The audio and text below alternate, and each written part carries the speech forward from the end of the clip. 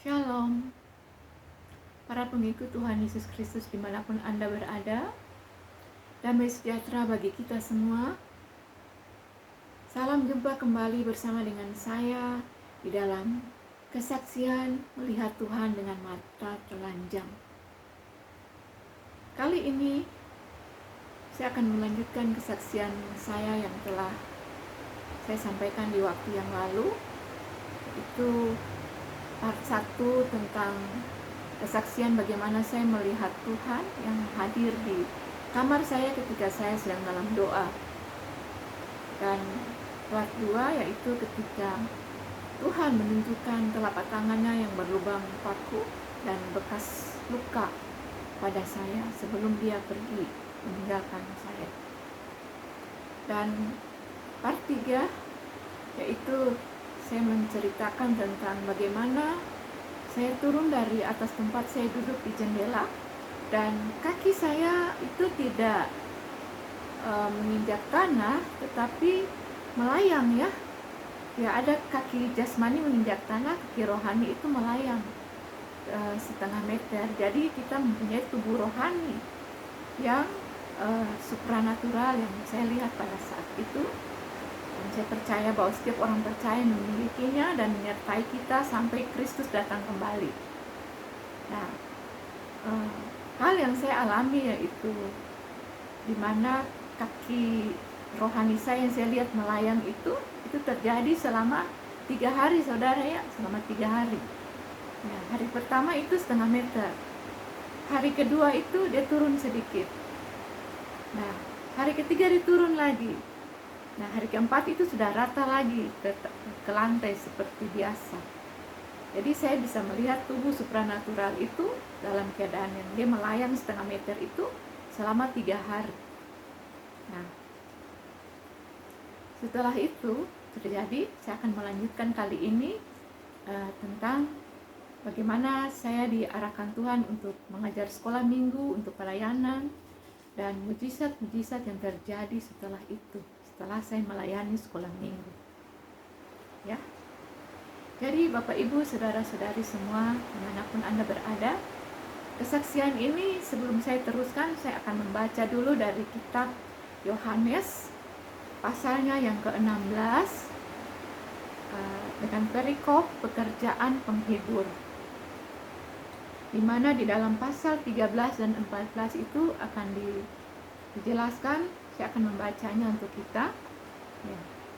Tetapi apabila ia datang, yaitu roh kebenaran, ia akan memimpin kamu ke dalam seluruh kebenaran.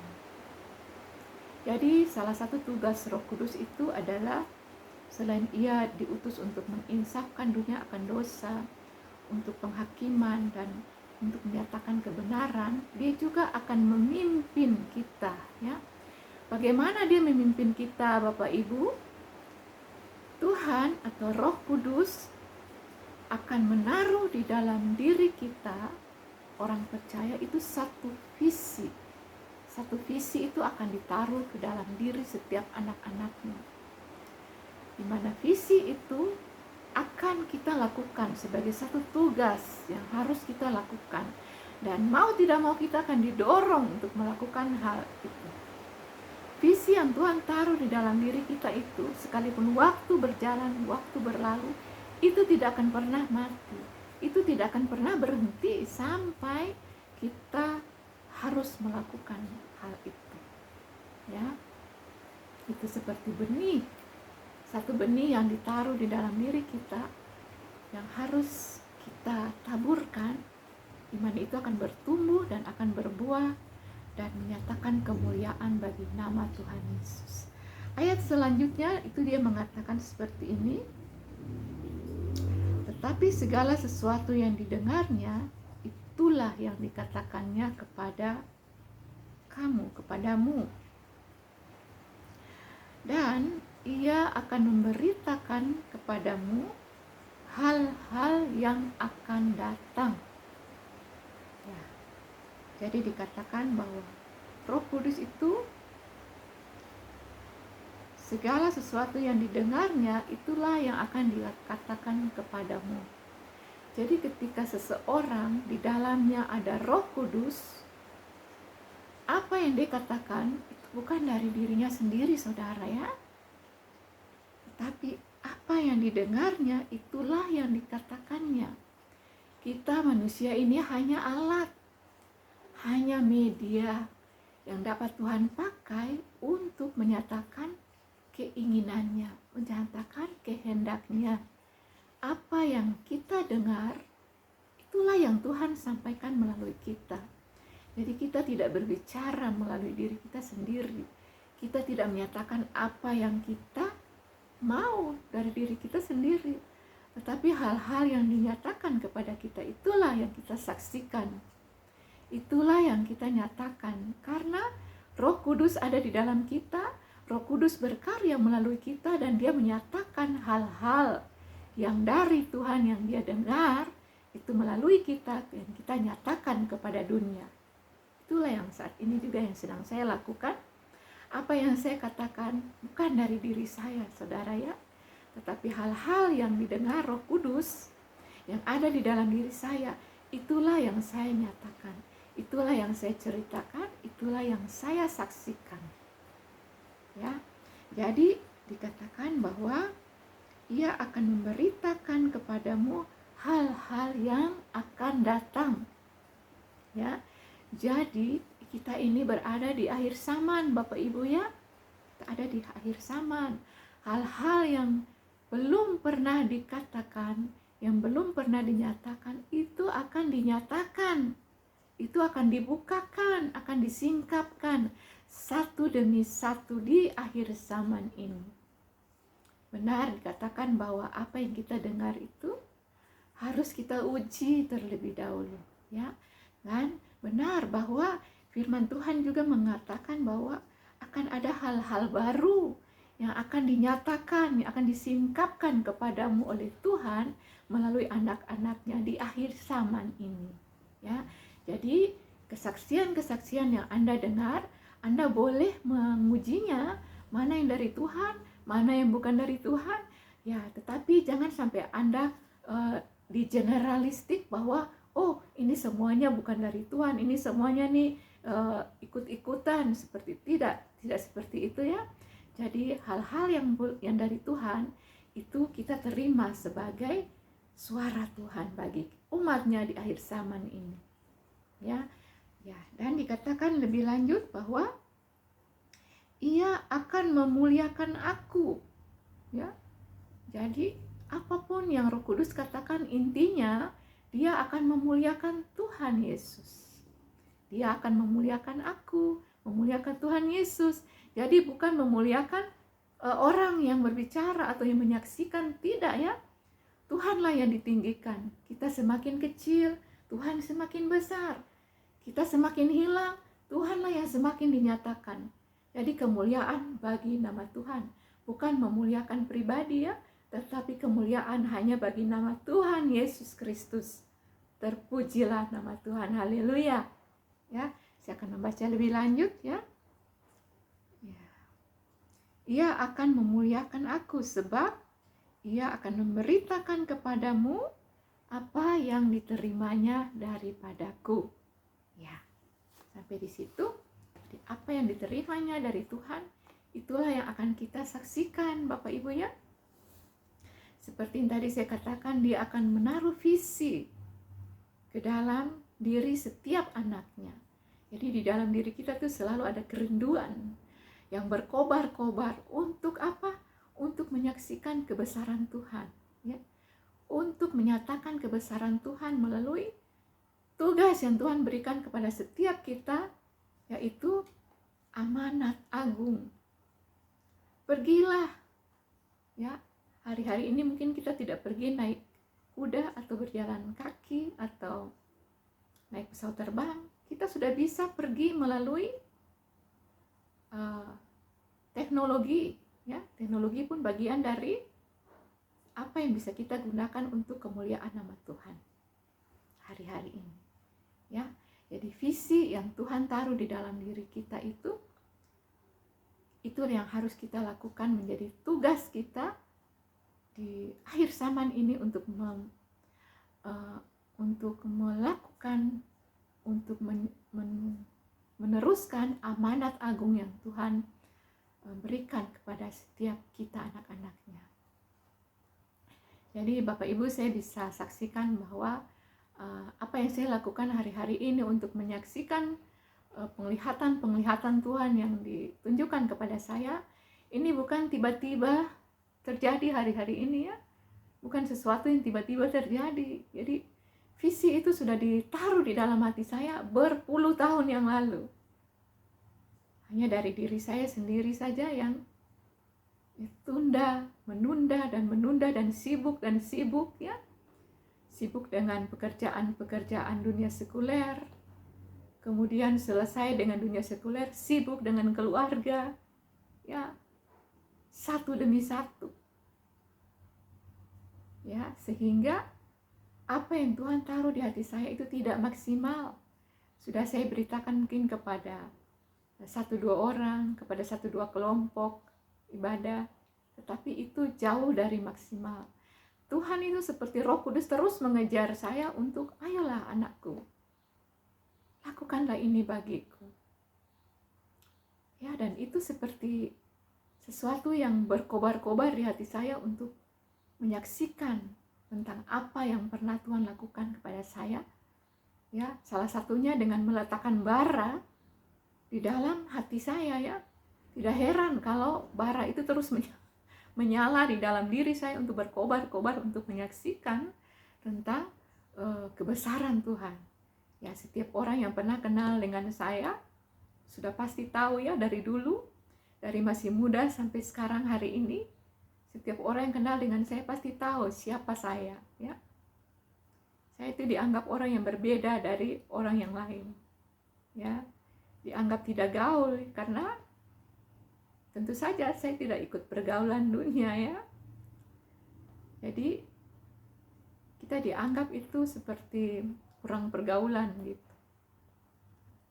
Memang kita sudah mati dan tinggalkan hal-hal yang lama. Ku telah mati dan tinggalkan cara hidupku yang lama. Semuanya sia-sia. Hidup kita adalah untuk kemuliaan Tuhan. Hidup adalah Kristus dan mati adalah keuntungan. Jadi visi itu Tuhan taruh di hati saya untuk menyampaikan kesaksian pada Bapak Ibu tentang apa yang Dia sudah lakukan kepada saya. Baik, saya akan melanjutkan. Jadi terakhir yang lalu saya sudah sampaikan bahwa Tuhan mengarahkan saya untuk, ayo anakku, kamu pergi mengajar sekolah minggu. Dan selama 6 bulan saya mengajar sekolah minggu, satu hari begini, ketika saya pulang sekolah minggu, saya mandi dan saya duduk di teras dan beristirahat begitu. Saya duduk di teras rumah kami dan saya masih ingat sore-sore menjelang malam ya, satu suara itu datang dengan jelas di telinga saya ya. Roh Kudus itu berbicara begini, dia katakan, pergi ke rumah sebelah, rumah tetangga di sebelah. Jadi kita punya tetangga itu sama-sama anak-anak Tuhan ya. Jadi saya orang yang jarang datang ke rumah tetangga ya, karena saya ini orangnya dulu waktu masih remaja itu pendiam, sangat pendiam, pemalu, dan jarang bergaul ya. Paling sering itu saya belajar dan membaca. Waktu saya habiskan itu untuk membaca dan membaca. Tapi hari itu Roh Kudus katakan, pergi ke rumah sebelah. Ya, rumah sebelah itu kita sama-sama di gereja juga. Ya, kalau ketemu itu paling di gereja dan paling di halaman sih hello begitu saja. Tapi hari itu karena saya disuruh pergi ke rumah sebelah, langsung saya keluar, saya melangkah dan saya pergi ke rumah sebelah. Bapak Ibu, ketika saya sampai di rumah sebelah dan baru berdiri di depan pintu rumah itu, saya berdiri di pintu, saya melihat ke dalam, itu ada om yang duduk di dalam ya, dia duduk di pakai bangku pendek itu, dia duduk di bawah dan menghadap ke pintu. Jadi begitu saya sampai berdiri di depan pintu, saya melihat dia dan dia lihat saya, dan kemudian dia bilang ke saya begini, dia katakan begini, kamu tidak pergi ya melamar, itu di instansi itu ada buka. Saya bilang, oh iya kak om, iya kamu pergi, saya tanya si Anu di sana, disebutkan satu nama ke saya. Oh ya om, terima kasih om. Lalu saya balik, saya pulang lagi. Saya pergi ke papa saya dan saya bilang, Pak, minta ongkos oto dulu, ongkos kendaraan, ongkos angkot gitu ya. Saya mau kemana, ini sudah malam, papa bilang. Nanti besok saja. Saya bilang, tidak pak, sekarang saja. Saya mau pergi ketemu dengan teman dulu. Kata ini ada kabar, ada berita nih. Ada kabar bagus ini. Lalu papa saya kasih saya uang untuk angkutan umum gitu ya, tahun 80-an ya. Lalu saya pergi langsung, saya langkah cepat, saya pergi jalan kaki. Lalu saya naik angkutan umum pergi ke gereja untuk ketemu teman ya. Sampai di gereja itu ada ibadah, jadi saya menunggu sebentar, kira-kira 5 menit mereka keluar, saya menunggu di pintu. Dan teman itu ya, karena mereka tinggal di situ juga, dia keluar, langsung saya tanya, saya dengar katanya ada di sana ada kabar, katanya ada instansi yang buka, benarkah? Dia bilang, oh iya, saya juga dengar dari Bapak Anu yang kerja di situ. Nanti tanya aja ke beliau di rumahnya. Oh begitu ya. Oke. Saya dapat informasi bahwa ada seorang bapak yang kerja di instansi itu, dan pergi saja ke rumahnya. Lalu saya pulang, saudara. Saya pulang sampai di rumah, tidur, dan saya sudah berpikir, Tuhan kasih hikmat ya. Orang kalau pergi kantor itu jam 8 mereka sudah ada di kantor ya. Berarti saya harus bangun pagi-pagi sekali ke rumahnya. Waktu itu saya masih di usia 21 Bapak Ibu ya. Langsung pagi-pagi saya bangun tanpa ada yang arahkan, tanpa ada yang suruh.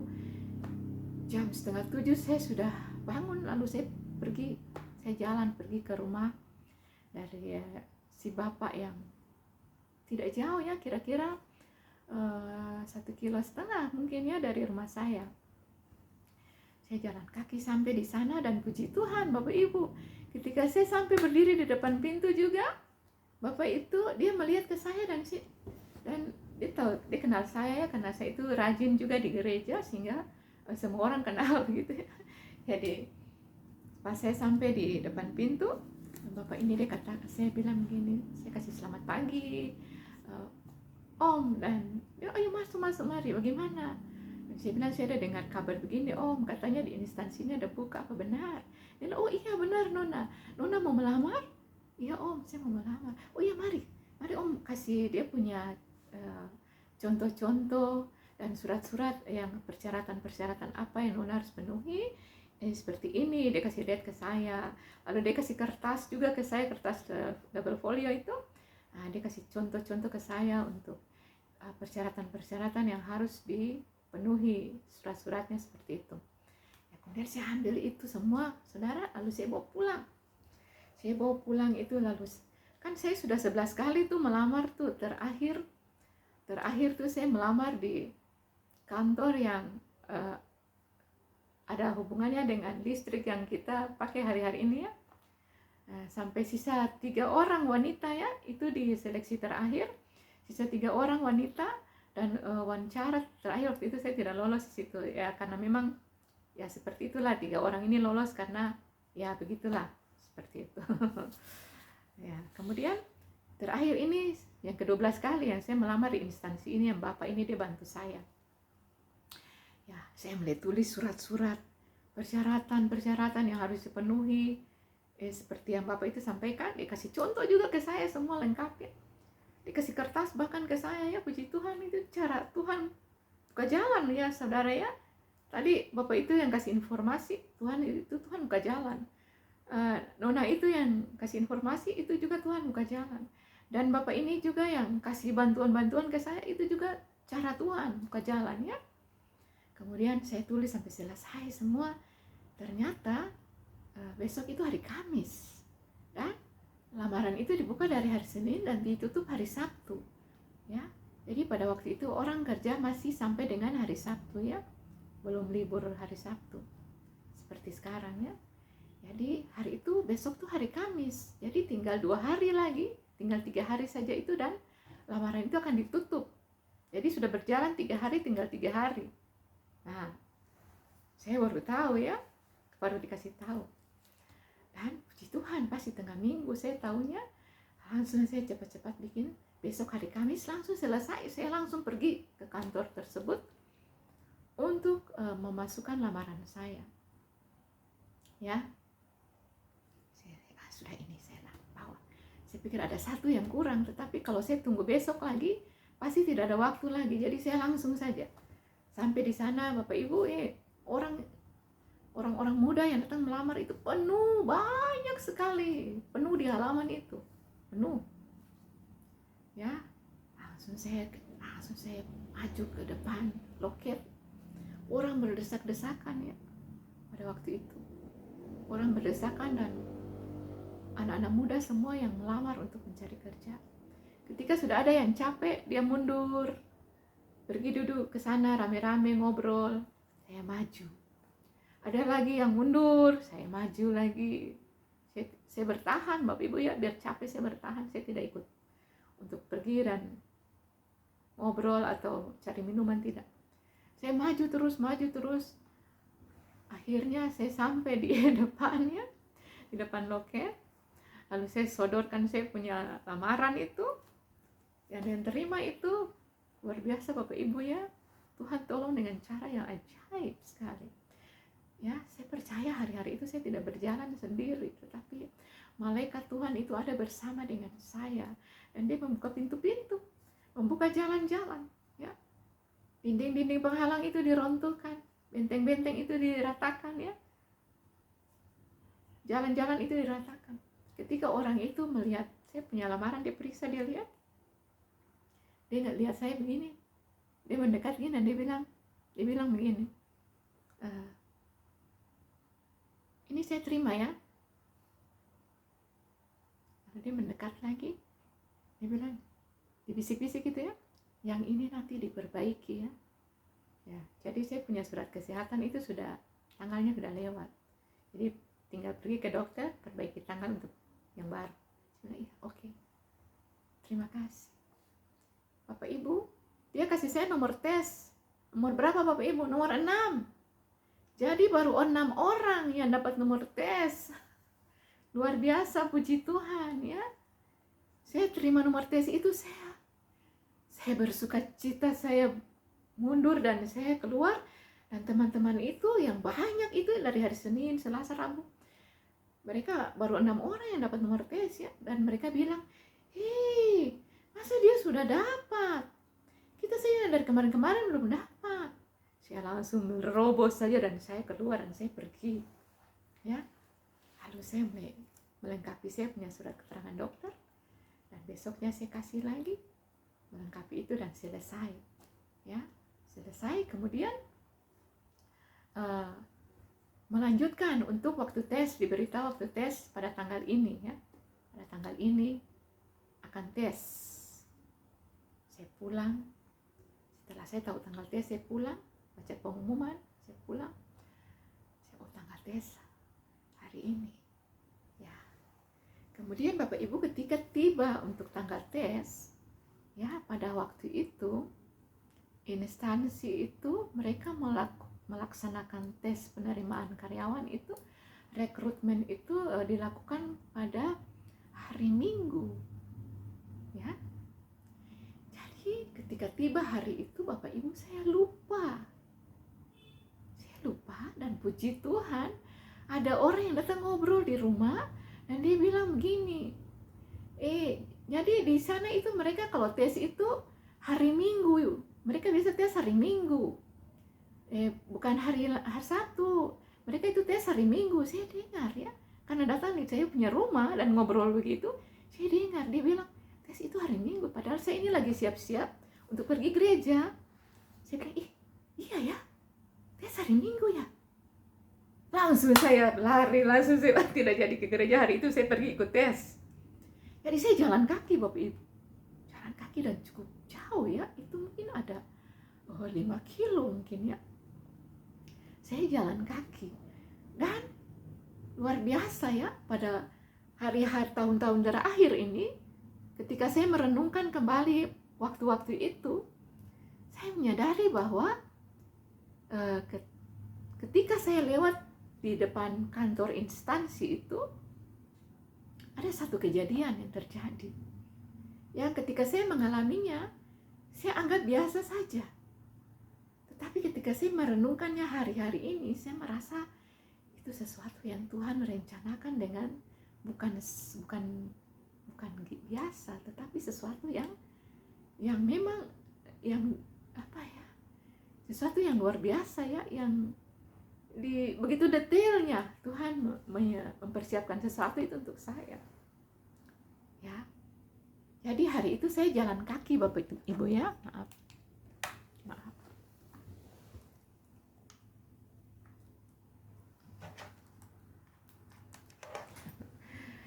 Jadi jalan kaki, dan ketika tiba di pintu gerbang dari instansi itu, saya lewat di situ, itu mata rohani saya dibukakan.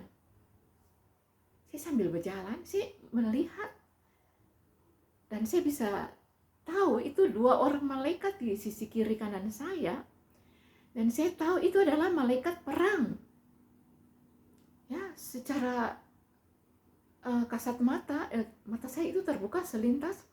Saya bisa melihat mereka itu dengan pakaian perang, itu pakai baju sirah, mereka pegang pedang panjang, dan mereka pakai seperti pakaian prajurit Romawi itu Ibu ya, Bapak Ibu ya, dan mereka pakai sepatu seperti prajurit Romawi itu ya, sepatu tentara itu.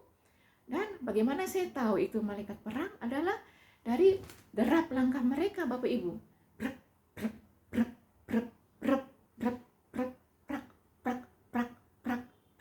Itu seperti itu bunyi sepatunya itu, 2 sepatu kiri kanan, jadi bunyinya berderap-derap gitu Bapak Ibu ya, berderap-derap di kiri dan kanan saya. 2 malaikat itu berjalan bersama-sama dengan saya. Jadi mata saya itu dibukakan selintas untuk melihat itu, dan saya juga bisa melihat cahaya malaikat yang di bawah begini. Saya melihat malaikat yang berpakaian jubah putih. Saya melihat jubah putih, saya tidak melihat malaikat, tapi saya melihat jubah putih malaikat begitu. Yang seperti saya sudah jelaskan yang lalu, itu putih yang indah sekali, yang seperti blur-blur tembus pandang, itu seperti es batu, seperti berlian gitu. Luar biasa indahnya Bapak Ibu ya, putih. Jadi dari situ saya sadar, saya tahu bahwa saya disertai oleh malaikat perang, dan ada juga malaikat penjaga saya. Ketika saya melangkah terus dan tiba di tempat tes, itu ada satu sekolah yang mereka pakai mereka sewa untuk melakukan testing di situ ya, karena mereka pakai sekolah karena kelas-kelas, karena banyak sekali orang yang melamar pada waktu itu ya. Itu mungkin sudah ada 800-an orang seperti itu. Dan nanti yang lulus itu untuk 2 provinsi itu ada 35 orang saja Bapak Ibu, termasuk saya ya. Dan kami menjalani tes pada waktu itu ya Bapak Ibu. Ketika saya ikut tes, itu ada beberapa mata pelajaran, lalu tiba pada mata pelajaran matematika ya. Zaman saya sekolah itu tidak ada matematika, yang ada itu aljabar, ilmu pasti ya, seperti itu ya. Tapi saya harus testing matematika karena pada waktu itu sudah mulai ada matematika tahun 80-an. Sementara waktu kita sekolah itu belum ada matematika ya. Yang ada tuh aljabar, ilmu pasti. Ya. Jadi tes matematika ya, segala macam. Soalnya itu banyak sekali. Mungkin ada 100 nomor Kak. Jadi saya kerja.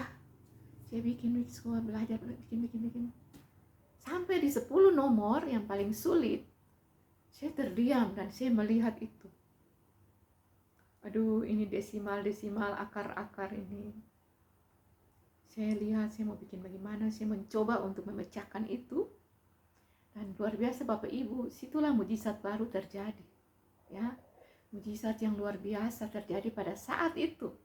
Ketika saya melihat soal-soal itu dan saya tidak tahu menjawabnya, saya mencoba untuk memecahkannya, mencoba untuk menghitung-hitung. Tiba-tiba ada orang datang berdiri di pinggir saya di sini Bapak Ibu. Ya, bayangkan. Ada orang yang datang berdiri di pinggir saya. Ya. Dan saya tahu orang itu didorong oleh malaikat Tuhan. Dia didorong dan digerakkan oleh malaikat perang yang tadi itu mendorong dia untuk datang di pinggir saya, dan dia menjawab, dia memberitahu saya ya 10 soal yang saya kesulitan menjawab, dan saya sedang mulai menghitung-hitung itu. Dia bilang ke saya begini, A, B, D, C. Saya tinggal melingkar-lingkar, kan itu kan soal melingkar. Saya 10 nomor itu Bapak Ibu selesai. Dikasih tahu. Saya tahu malaikat Tuhan yang masuk kepada orang itu mungkin ya. Atau malaikat Tuhan yang mendorong dia untuk memberitahukan kepada saya yang 10 nomor itu saja yang susah-susah itu. Itu terjadi mujizat Bapak Ibu. Dan ada beberapa orang di situ di sekitar saya yang memperhatikan. Dan mereka mulai bersuara ya. Mereka bilang, tapi mau bilang apa ya, Tuhan punya cara untuk menolong anak-anaknya, melampaui pikiran manusia dan melampaui hukum manusia. Saya pikir begitu ya, melampaui aturan bahkan. Ini terjadi pada saya ya. Dan saya puji Tuhan ya, kalau Tuhan mau memberkati seseorang, tidak ada yang bisa menghalangi ya. Kalau Tuhan sudah membuka pintu, tidak ada yang bisa menutup Bapak Ibu ya. Percayalah, kesaksian saya ini, saya harap ini bisa menjadi motivasi bagi orang-orang muda yang mencari pekerjaan, maupun untuk orang-orang lain, Bapak Ibu semua yang sedang berdoa dan mencari jawaban Tuhan. Ketika kita bersungguh-sungguh dengan Tuhan ya, jangan mundur ketika menghadapi kesulitan, maju saja terus, karena Tuhan itu setia. Ketika kita setia, Tuhan lebih setia Bapak Ibu ya. Tuhan lebih setia kepada kita, dan ketika kita memerlukan bantuan pertolongan, Tuhan akan membuka jalan ya. Kalau Tuhan sudah membuka jalan, tidak ada yang bisa menutupnya. Amin, saudara. Amin, puji Tuhan ya. Ya, kemudian Bapak Ibu, ya terjadi itu selesai ya, dan saya pulang dan dilanjutkan lagi dengan yang lain. Satu hari begini kita menjalani psikotes ya, menjalani tes psikotes, di mana diberikan soal dengan susunan angka-angka yang banyak sekali dari ujung ke ujung itu. Kita harus